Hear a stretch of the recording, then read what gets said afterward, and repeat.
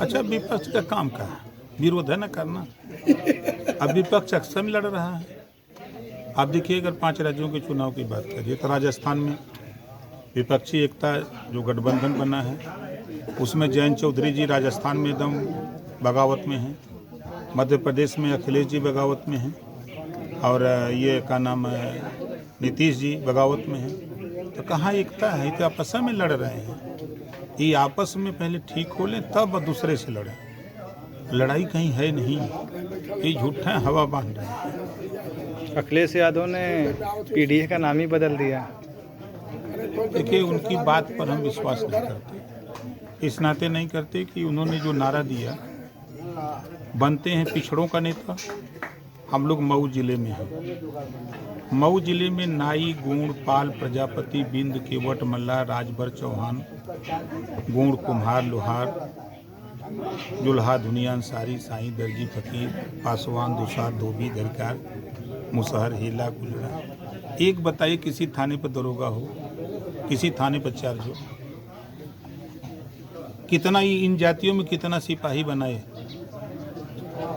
सामाजिक न्याय की बात करते हैं, चाहे नीतीश जी करते हों, लालू जी करते हों, अखिलेश जी करते हों, चाहे ममता जी करती हों, चाहे जो भी करता हो, सामाजिक न्याय में खाली वही जाति को न्याय मिले?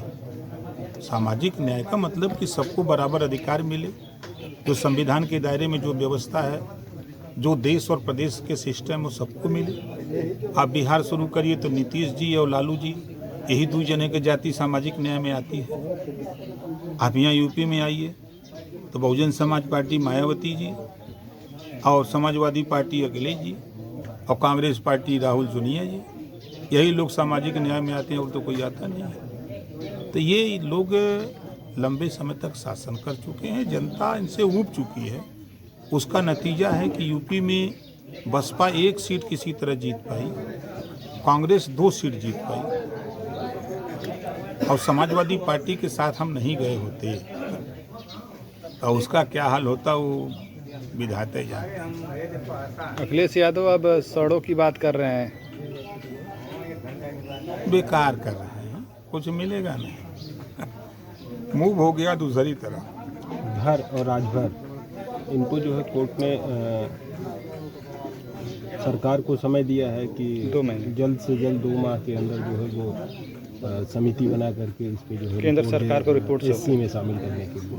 देखिए, 11 मार्च 2022 को एक आदेश हुआ जो आपने कहा, 3 आदेश हुआ, फिर जुलाई में 22 जुलाई को एक आदेश हुआ है। पहले आदेश पर सरकार ने 17 जिलों का सर्वे कराया। मैं मिला, 8 महीने तक किसी को पता नहीं था। तो चूँकि बिरादरी में अलग अलग पार्टियों में बढ़ियार बढ़ियार नेता हैं, ये नेता लोग जब हम शुरू करते हैं तो पीछे लग जाते हैं। मैं माननीय मुख्यमंत्री से मिला और कहा कि हाई कोर्ट का आदेश है, इसका पालन हो। तो उन्होंने तुरंत जांच के लिए आदेश दे दिया। जांच हो गई। जांच के बाद वो शोध संस्थान को गया है। शोध संस्थान में वो जांच हो रही है, वहाँ भी परीक्षण हो रहा है। परीक्षण होकर ज्यों रिपोर्ट आएगी त्यों उत्तर प्रदेश सरकार केंद्र सरकार को भेज देगी। इतने काम है, कोर्ट का जो आदेश है इतना है। तो आपकी तरफ से क्या पहल की जा रही है इसमें? हमारी तरफ से बताए ना कि जांच के लिए आदेश मुख्यमंत्री से करा दिया। मुख्यमंत्री से मिलकर के बराबर उस पर आपको शायद मैं दिखा दूँ, हमारी मोबाइल गाड़ी में है। कोई भी पत्र अगर लिखा पढ़ी हो रही है शोध संस्थान से या समाज कल्याण विभाग से, तो उसमें सीधे सीधे है कि ओम प्रकाश राजभर के प्रार्थना पत्र पर पत्र संख्या इतना इतना इतने का कार्रवाई यहाँ तक पहुँची है। ये हमको समय समय पर अवगत कराया जाता है शासन की तरफ से। अखिलेश यादव यूपी की 80 सीटों पर जीत का दावा कर रहे हैं। हमने कल यूट्यूब पर देखा, फोटो खिंचा रहे थे, खाली साइकिल यात्रा निकाल रहे हैं, पीडीए की साइकिल यात्रा। तो पीडीए की हवा निकाल रहे हैं, साइकिल यात्रा नहीं। हमने सोशल मीडिया पे देखा, पीछे हमको अंदाज़ा 50 लग्जरी गाड़ियाँ और वो अकेले साइकिल चला रहे हैं और 4-6 लोग हैं और बेचारे पैदल सब दौड़ रहे हैं और दौड़ के सोच रहे हैं कि मिल जाए दाव तो साइकिलिया का हुआ निकाल के चल दें। आजम खान की यूनिवर्सिटी जो थी जौहर यूनिवर्सिटी को लेकर के बड़ा फैसला आया है उसमें। कब्जे देखिए में उसमें घोटाले हुए हैं, अब उसको नकारा नहीं जा सकता है। समाजवादी पार्टी की सरकार में जिस तरह का उनका जलवा था, उस जलवे का लाभ लिया है उन्होंने।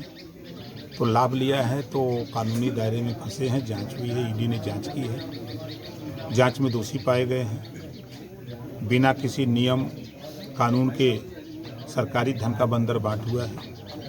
ये सब चीज़ें उजागर हुई हैं जो धीरे धीरे सामने आ रही हैं। तो जो गलत करेगा उसको तो सज़ा मिलेगी।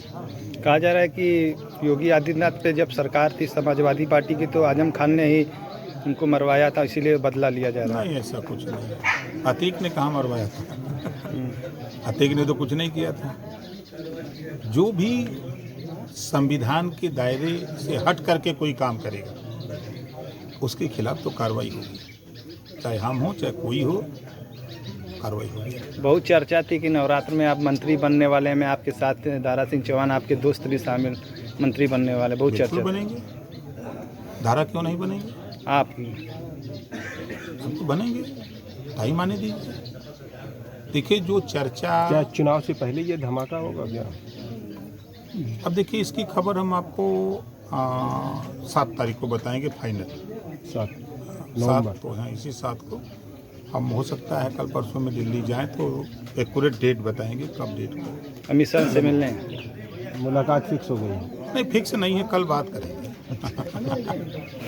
कल महीने की शुरुआत है ना। कल मतलब 7 तारीख को फाइनल हो नहीं, जाएगा। 7 को फाइनल, मतलब 7 तक हम आपको बता देंगे मतलब, कि कब क्या होगा। मगर मंत्री बनना तय है। तो हम मुख्यमंत्री बनने वाले जितना बनवा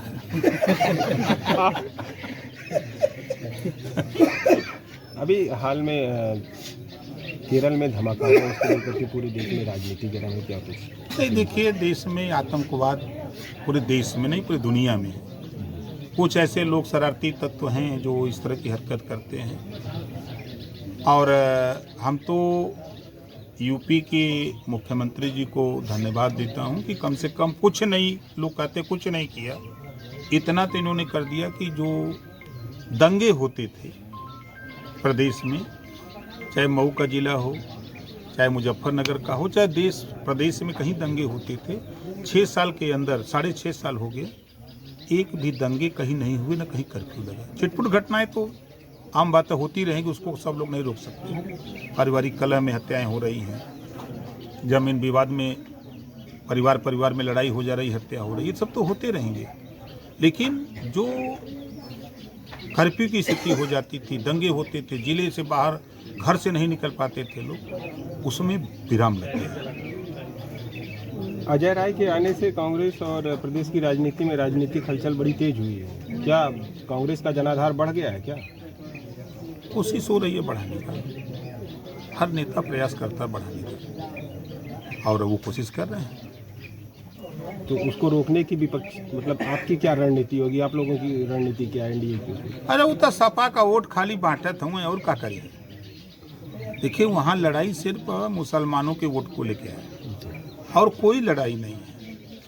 वहाँ वो लोग के दिमाग में, वो लोग के संघर्ष में सिर्फ मुस्लिम वोट सपा को मिले, कांग्रेस को मिले, बसपा को मिले, भाजपा को भी, हम लोग भी लड़ रहे हैं, हम भी लड़ रहे हैं, हमको मिले, तो बंटने की स्थिति में है। अब देखिएगा इस बार पिछली बार की तुलना में 2% 3% वोट ज़्यादा मुसलमान बीजेपी को देगा। पिछली तुलना में ज़्यादा वोट 2% 3% कांग्रेस को भी जाएगा और बसपा को भी जाएगा और ओवैसी को भी जाएगा, सपा को भी जाएगा। तो क्या 2024 का जो लोकसभा चुनाव होगा वो एम फैक्टर के वोटों के बंटवारे में नहीं, कहीं कुछ नहीं। अरे महाराज उसे तो अति पिछड़ा 38% वोट है। 38% वोट के सामने वो क्या है, उस वोट की क्या तुलना है?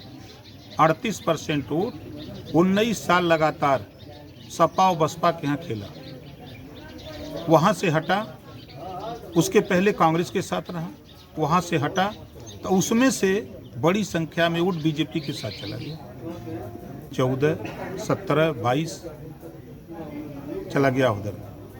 अब समाजवादी पार्टी 14 से चुनाव हार रही है, सत्ता से बाहर है, कौन सा बढ़िया काम कर दिया कि लोग उसके साथ चले जाएंगे। क्या समाजवादी पार्टी की बौखलाहट का मुख्य प्रमुख कारण यही है क्या?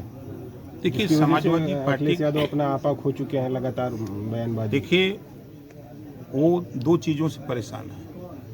मुसलमान वोट उनका साथ छोड़ करके कांग्रेस या अलग अलग जगह जा रहे हैं, पहली बौखलाहट का कारण ये है। दूसरा उनका ये कारण है कि कल तक एकलौते पिछड़ों के नेता थे अखिलेश जी, अब पिछड़ों के नेता केशव मौर्य जी भी सीना ठोक रहे हैं,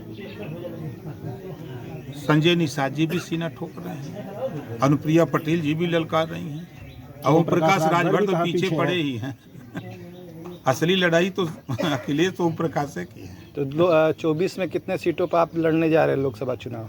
हम दिल्ली सरकार बनाओ क्या, एनडीए 80 सीट पर लड़ेगा, 80 सीट जिताने का प्रयास हम लोग करेंगे। आपको एक भी नहीं चाहिए? हम भी तो एनडीए में हैं। कितने सीट का दावा कर रहे हैं? 3%। 3%।